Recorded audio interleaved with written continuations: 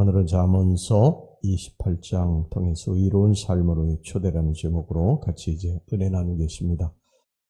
잠언서 28장에서 솔로몬 지혜자는 의인과 악인의 특징과 그들의 결말을 보여줍니다.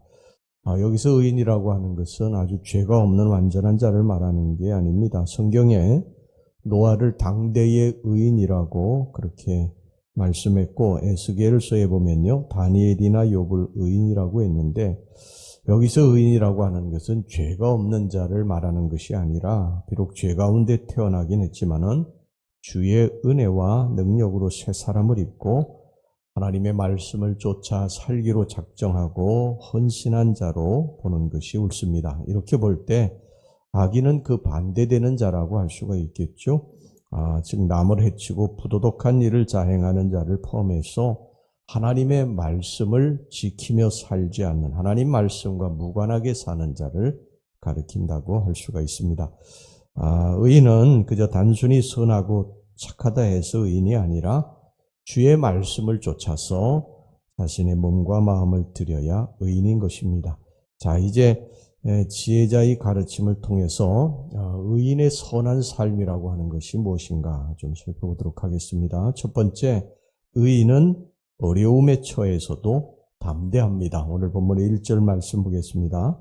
악인은 쫓아오는 자가 없어도 도망하나 의인은 사자같이 담대하리라.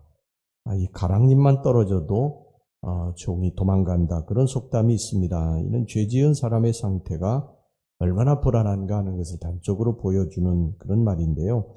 미국에서 어떤 사람이 고위 공직자들에게 다 전화를 해가지고 다 들통났으니까 어서 도망하라고 말하자 10명 중에 6명이 도망을 치더라는 것입니다. 무슨 죄, 당신이 지은 어떠한 죄, 이것도 이야기해 주지 않았는데 그냥 빨리 도망가라고 하니까 6명이나 도망을 갔다고 그럽니다. 유명한 교부의 크리스토스톰은 불안에 떨고 두려워한다는 것은 곧 죄가 있다는 증거라, 이렇게 말을 했습니다. 그래서 지혜자는 뭐라고 말을 했느냐면, 악인은 쫓아오는 자가 없어도 늘 불안하다고 그렇게 말을 했습니다. 반면에 의인은 어려움에 처해서도 담대합니다. 구약의 다윗이 그랬지 않습니까? 10여 년 동안 사울을 피해서 죽을 고비를 수도 없이 넘겼습니다. 그러나 시편에서 다윗이 쓴 시편들을 보면은요, 하나같이 두려움과 불안감보다는 위기 가운데서도 담대함을 주시고 평안을 주시는 하나님 앞에서 그렇게 살아가는 다윗의 심령 상태를 보여주고 있습니다. 그 비결이 뭐냐면 하나님이 함께 하시기 때문이고, 그리고 자기가 하나님 앞에서 부끄러움이 없는 의인이라고 하는 그러한 담대함 때문에 그런 것입니다. 사자가 이리들 틈에 있다고 두려워하는 것을 여러분 본 적이 있습니까? 오히려 두려운 쪽은 사자가 아니라 이리들입니다. 하나님을 신뢰하는 자, 하나님을 믿는 자, 그리고 이 땅에서 의롭게 사는 자는 감히 위기 가운데서도 담대한 줄로 믿습니다. 자, 그 다음에 두 번째, 의인은 악에 대해서 의로운 분노를 가집니다. 4절 말씀 보겠습니다. 율법을 버린 자는 악인을 칭찬하나 율법을 지키는 자는 악인을 대적하느니라. 분노라고 하는 것은 성경이 엄히 금하는 악독 중에 악독이죠. 그래서 지혜자는 마음을 다스리고 분노를 삼가는 인내와 절제의 사람을 가리켜서 성읍을 빼앗은 용사보다 낫다, 그렇게 크게 격찬을 했습니다. 그런데 악에 대한 의로운 분노, 즉 의분은 오히려 의인이 가져야 될 마땅한 미덕이라고 성경이 말씀을 하고 있습니다.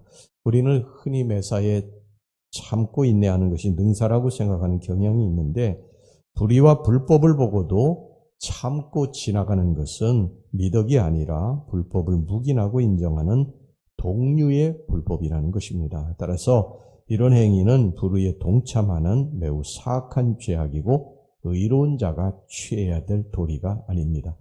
시편 기자들이 종종 악인의 심판을 간구하는 것도 이런 의로운 분노에서 비롯되었음을 잊지 말아야 할 것입니다. 자, 그 다음에 세 번째, 의인은 가난하나 진리를 쫓습니다. 6절 말씀입니다. 가난하여도 성실하게 행하는 자는 부유하면서 굳게 행하는 자보다 나으니라. 여기서 굳게 행한다고 하는 말은 데라킴이라고 하는 히브리어인데 이게 두 길이라고 하는 뜻을 가지고 있습니다. 즉 서로 다른 두 마음을 품는 것을 말합니다. 속으로는 그릇된 마음을 가지면서 겉으로는 선한 척 위선적인 삶을 사는 것이 바로 데라킴입니다. 본문에서 지혜자는 아무리 재물이 많아도 이렇게 이중적이고 위선적이며 가식적인 자는 결코 합당하지 못하다고 가르칩니다. 그러느니 차라리 가난하지만 하나님 앞에서 신실한 마음을 품는 것이 훨씬 낫다고 했습니다. 그 이유는 뭐냐면 하나님이 그의 영원한 생명을 보장하시기 때문입니다. 자, 그 다음에 네 번째, 죄를 자복하고 회개하는 것입니다. 13절 말씀, 자기의 죄를 숨기는 자는 형통하지 못하나 죄를 자복하고 버리는 자는 불쌍히 여김을 받으리라. 하나님의 백성이라고 해가지고 항상 완벽하고 온전하게 살 수는 없는 거죠.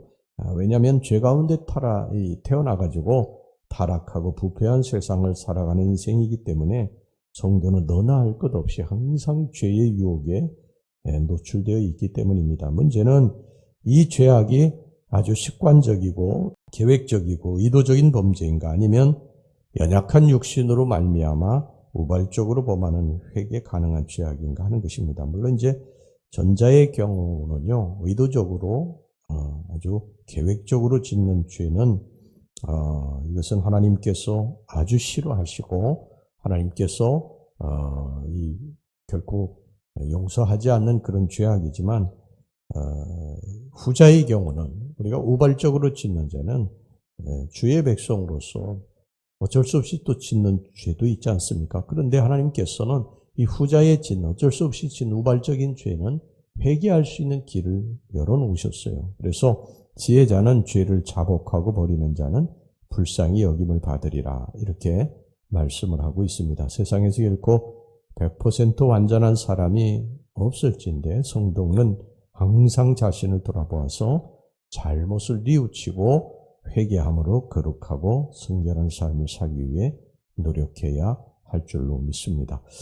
죄를 범하는 것이 정당화될 수는 없습니다. 그러나 인생의 연약함을 친히 불쌍히 여기신 주님께서 우리의 이런 체질을 다 아시기 때문에 우리를 불쌍히 여기시고 우리가 주님 앞에 나가서 회개하면 용서받을 수 있는 길을 열어놓으신 것입니다. 그러니까 우리가 죄를 안 짓는 것이 최선이겠지만 그러나 어쩔 수 없이 죄를 지었을 때는 주님 앞에 나가서 주님 앞에 용서를 빌고 그리고 또 새로운 삶을 사는 것이 우리 성도들의 삶이어야 될 줄로 믿습니다.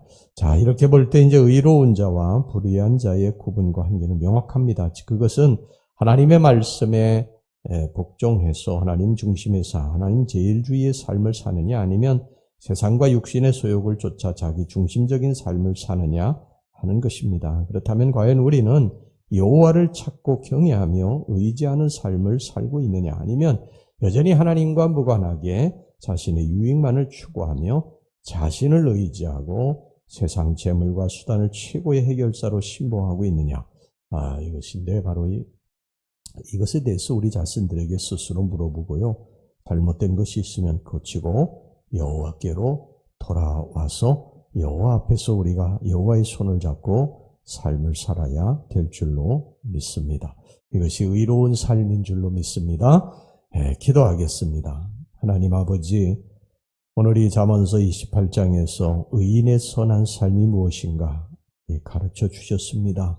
의인은 어려움에 처해서도 항상 담대하고 의인은 악에 대해서 의로운 분노를 가지고 의인은 항상 가난해도 진리를 쫓고 의인은 죄를 회개하고 자복하는 것이라고 말씀을 하고 있습니다. 하나님, 우리들도 살면서 죄를 안 지을 수 없고 이러한 죄 가운데 사는 연약한 인생이기 때문에 우리 하나님 앞에 잘못하고 우리가 죄를 지었을 때 회개하고 돌아와서 주님 앞에 바로 설 수 있는 의인의 선한 삶을 살게 해주시고 언제나 어려움에 처해서도 담대하게 하시고 악에 대해서 의로운 분노를 갖게 해주시고 가난해도 담대한 진리를 쫓는 삶을 살게 주시옵소서. 예수님의 이름으로 기도하옵나이다. 아멘.